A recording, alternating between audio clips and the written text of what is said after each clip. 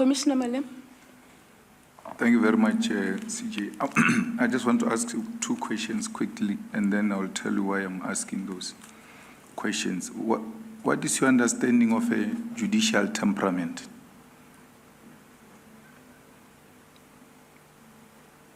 Judicial temperament. It requires that a judge should be able to listen and take into consideration other people's views and be collegial to others, and not act outside of what is required of a judge. What is your understanding of collegiality? Is that colleagues should be should have relations, good relations, and should be able to work well with others.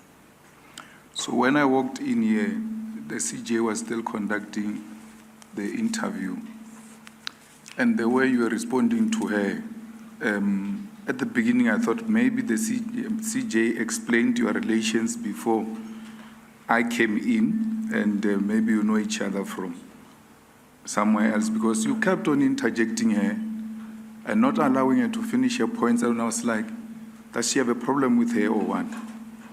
But you do that to your colleague again, this side. And this time you don't do to her. You do it to your colleague. She says to you, no, wait until he has finished his point. But that's what you've been doing to her. Do you define that? You are the one who just said to me now, judicial temperament means that you must listen to others. But here you have to be stopped for you to listen to others. Interject the most highest office when it interviews you. Is that a true reflection of judicial temperament and collegiality at this level in public?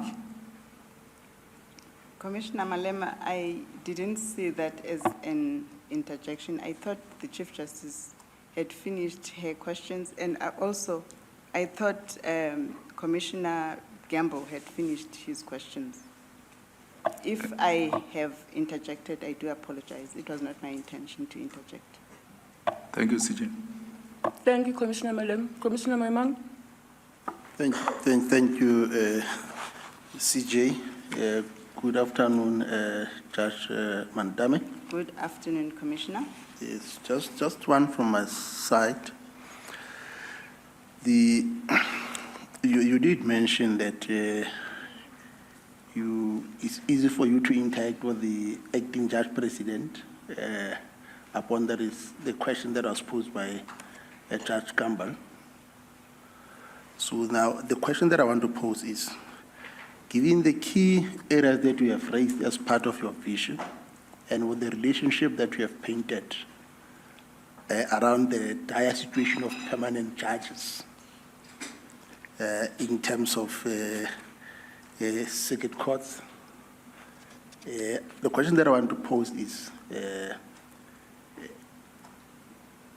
I get an impression that, if you will tell me if I'm not correct, I get an impression that there is no platform by judges to raise these key areas that you have highlighted as problematic areas that has to be fixed, that are captured as part of your vision going forward. Is my impression correct? You might be correct, Commissioner, because I raised them with the AJP and I raised them with the ADJP. And I guess you are not the only one that have raised them. And in the meetings that are not minuted, but notes are taken, I guess that all these issues were raised in those meetings. Not in a meeting. I raised them via email or verbally sometimes. Thank you, Judge Mandaba. Thank you, CJ. Commissioner Mangena. Good afternoon. Good evening, Judge Mandame. Good evening, Commissioner. Yes. Earlier on, we were told that the fallout between the then JP and the current AJP had actually led to serious problems in the division. And those would be some of the things that you would then need to deal with should you be appointed to this position. But then the question that I would want to ask you in relation to skewed allocation and second allocation, do you think that there are judges that are being favored as a result of the positions that they've taken in relation to the fallout between the then JP and the current AJP? The short answer would be yes, I think so. So there are divisions in the division. I'm not sure about the divisions in the division, but there are critical issues in the division. Thank you, Chief Justice. May follow up just on this question. You say there are critical issues in the division. The first one that was highlighted, it would seem to me, is favoritism. Can you tell us what are these critical items? Because when you say there are critical issues, we don't know. What are they? What, according to you?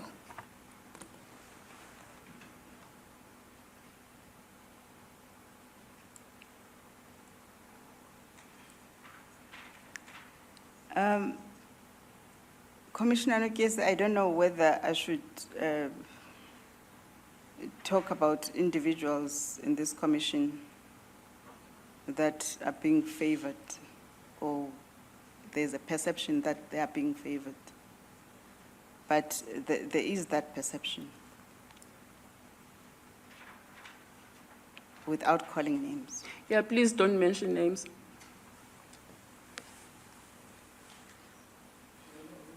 We may pass on from the question. In fact, no, we may pass on from question because my understanding was there is favoritism that one can pass. And then I understand you to be saying there are critical issues, not necessarily that. I didn't understand that to be names. I was maybe thinking, what is this critical point issue? But now if we are not comfortable, we can pass on with that question. Commissioner Steinberg? Good evening, Judge Mantame. Good evening, Commissioner. I'm going back to the Labuskaghni judgment. When Judge Gamble asked you about the Constitutional Court judgment, you responded by saying, "Have you read my judgment?" And I have two questions in that regard. Are you implying that the Constitutional Court got it wrong and your judgment was right? Not at all, Commissioner. What I wanted to clarify is that perhaps the case that was put at the Constitutional Court is not the case that I was confronted with. That's all. Well, I'd like to probe that. The Constitutional Court said on the issue of the rescindability of tax judgments. It says that all the authorities, which has said those are final judgments and are rescindable, were brought to your attention, but you ignored them and didn't follow precedent. Now, that seems to be correct from a reading of your judgment and the Constitutional Court's judgment. So, what about that was not before you? You would remember that Medcash dealt with the VAT, with the VAT Tax Act. The matter that was before me dealt with the Tax Administration Act. The Medcash was decided in 2000.